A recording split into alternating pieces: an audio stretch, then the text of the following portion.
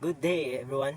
I am Manny Tagam from BSIT-1B, and I'll be presenting my midterm project in discrete mathematics in information technology.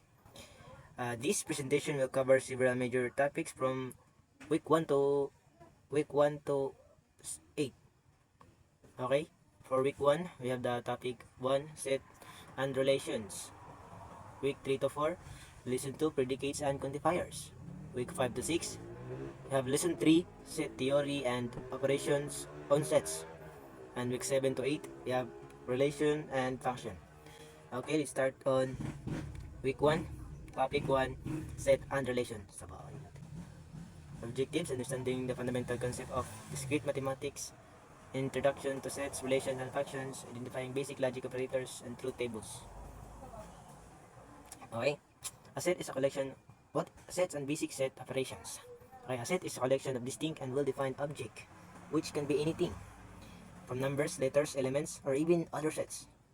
Sets are fundamentals in mathematics and are denoted with curly braces. Okay, for example, set A is 1, 2, 3, 4, 5, and set B, apple, banana, orange. So it can be ang sets is it can be numbers, letters, elements, or every other sets. Okay, and it denoted by curly braces. Okay, next, sets and basic set operation. You have union, the union of two sets A and B, denoted as A union B is a new set that contains all elements that are in either set A or set or both. For example, if A set is equal to 1, 2, 3 and set B is 3, 4, 5, then ang atong union B ay A union B equal to 1, 2, 3, 4, 5. I-merge lang sila together. Okay, next. Pagpasan natin gamay. Okay, next. Intersection or two sets A and B denoted as A intersection B is a new set that contains all elements that are common to both set and both set A and set B. For example, if set A is 1, 2, 3 and set B is 3, 4, 5, then ang atong A intersection B is 3 since both 3 are seen in each sets. Yan ang intersection, makita siya sa makita siya sa each nga set. Next, we have we have complement. Okay, the complement of a set denoted as A complement is the set of all elements that are not in the set A but are in a universal set, the set that contains all possible elements under consideration. For example, if the universal set is 1, 2, 3, 4, 5, nga ang set A is 2, 4, 2, 4 lang ang ipangita, then ang atong A complement is 1, 3, 5, which is ang nasa universal pero ay nasa universal nga wala sa set A. Ana. Okay?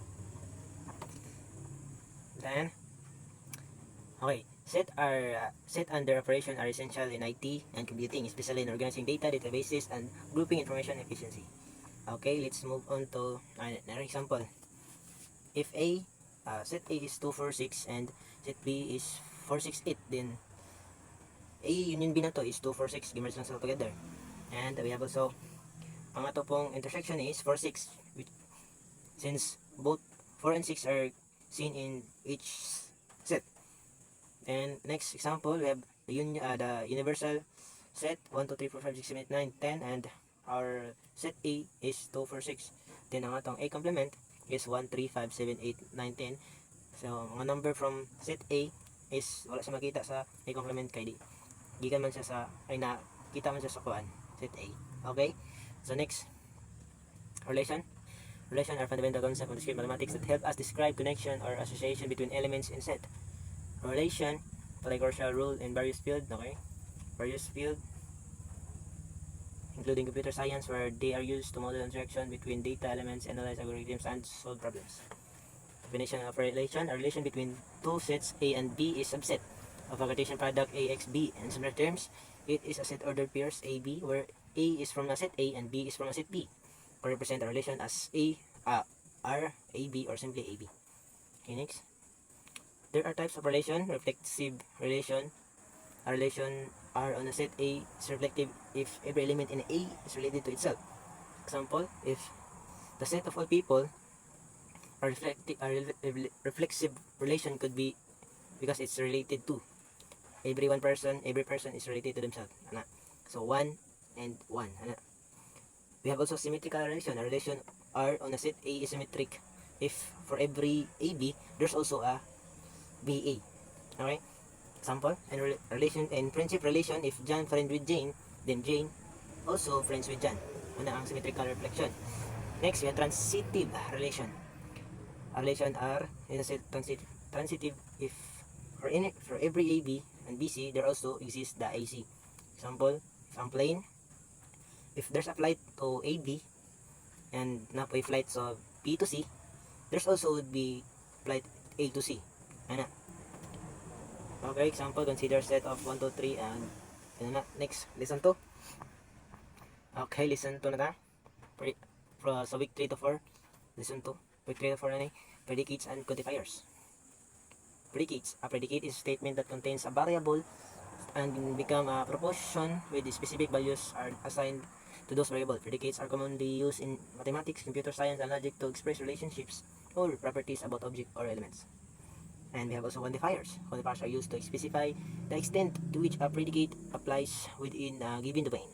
There are two main quantifiers, the universal and extension. The universal quantifier is used to express that the predicate is true for every element in a given domain. So, true siya. Example na, if a universal quantifier x greater than 0 means for all x is greater than 0. X is greater than 0 na siya. Yeah. While the extension quantifier naman is used to express that there exists at least one element in given domain for which the predicate is true.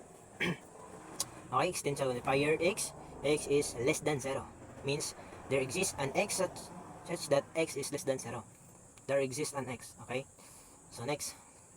Okay, tapos na ang sa week 3 to 5 out 3 to 4 to summary na ito gamay, predicates and quantifiers are fundamental in logic programming. Database predicates and quantifiers are fundamental in logic programming. Predicates and quantifiers are fundamental in logic programming, database queries, and algorithm design. They help define condition and constraint precisely and mathematically. Okay, next, week 5 to 6. Lesson 3, set theory and operation on sets. Okay? Set theory and operation set. Union set. As mga nagyapan ni parehara gyapon siya sa sa week 1. Okay, the union set, which is two sets A and B denoted as A union B. Set contains all elements that are in A and B or both. Example, let A is 1, 2, 3 and B is 3, 4, 5. Then the union of A and B is 1, 2, 3, 4, 5. Okay? Merge na siya together. Next, when intersection of set. Intersection of set of two sets A and B denoted as A intersection B is a set that contains elements that are in both A and B. Kay katulang contain ang numbers nga contain sa both A and B. Example, using set of the example gain na 1, 2, 3 and 3, 4, 5. The intersection na to is ang 3. Since ang 3 is both common siya sa visible siya sa both sets. And we also have different sets. A difference of two sets A and B denoted as A then minus B or B minus A, mga example, bali-bali lang sila, is the set that contains elements in A that are not in B. Okay, bali wala siya, ang A lang siya, nga wala sa B. Yung mga sets, mga numbers. Okay, using the examples gain na 1, 2, 3 and 3, 4, 5, the difference sa A and B is that 1, 2, since ang 1, 2 is naa siya sa set A lang siya, wala siya sa set B. Since ang set B is na yung 3, 4, 5. Okay, yan ang different sets. We have complement of a set. A complement of a set, A with respect to universal set denoted as A complement or AC. It is a set of element in universal set that are not in A. Example, universal set na to is 1, 2, 3, 4, 5. Yung set A is 2, 4. And ang complement na to is 1, 3, 5. Kaya nga na. We also have permutation, refer to the arrangement of elements with a set in particular order that the number of permutation of a set of n element taken are at a time is denoted as P in R or permutation P in R or P or in PR and is calculated using this formula. Yan yung formula na kita sa atong kuan. Okay. Next, we have also combinations. Combination refer to the selection of elements from a set without considering the order. The number of combinations of a set in elements taken are at a time is denoted as C or combination NR or NCR. That's calculated using this formula. Yeah. Okay, quick summary. These proof techniques are the foundation of logic in computing algorithms and programming correctness. Lesson week 7 to 8 na tayo. Relation and function. Okay. Binary relations, reflexive, symmetric, transitive. Binary relation, a binary relation are between sets A and B is set ordered pairs A, B, where A is from a set B, set A and B is from a set B. Reflexive relation, a binary relation R on set A is reflexive at AA is in R for every element in A. A binary relation R on set A is transitive if for every AB, BC, there's also AC in the relation. Okay. Next, we have symmetric relation. A binary relation R on set A is symmetric if for every AB in the relation, there's also BA and also in the relation. And transitive relation, a binary relation R on set A is transitive if for every AB and BC, there's also exists AC. Example, let A 1 to 3 and B 4 5. Relation na to is 1 4 2 5 3 4. Is reflexive, symmetric, but not transitive. Equivalence relation and partition. Equivalence relation. R is a relation that is reflexive, symmetric, and transitive. Partition is set A is division of A into non-empty disjoint subset such that every element of A is exactly the subset, one subset. Yan ang example niya. Okay, function. Function is a relation where each element in domain is related to exactly one element in the codomain. Injective to one function. A function is injective if every element in the codomain is related to most one element. Injectives, surjectives, bijective, and surjective onto function. A function is if surjective yung element codomain is related to at least one element in the codomain. Ang bijective is bijective if both injectives are surjective. Composition of function, guys. Okay, example. And thank you. That's all. And quick conclusion and summary. In summary, this presentation has covered the major lesson in discrete mathematics. We began in a set and relation, discussing how elements are grouped and connected. Then we learned about predicates, quantifiers, which form basis logical reasoning. Next, we explore proof techniques, the backbone of mathematical argument. Finally, discuss the relation and function, which are the key concept in data structure and computing operators. And understanding these topics is essential for every information technology student, as discrete mathematics build the logical foundation needed for programming, data analysis, algorithm designs. So thank you for watching and listening. Once again, I am Manny Tagahan, and that concludes my presentation in discrete mathematics for information technology. Goodbye.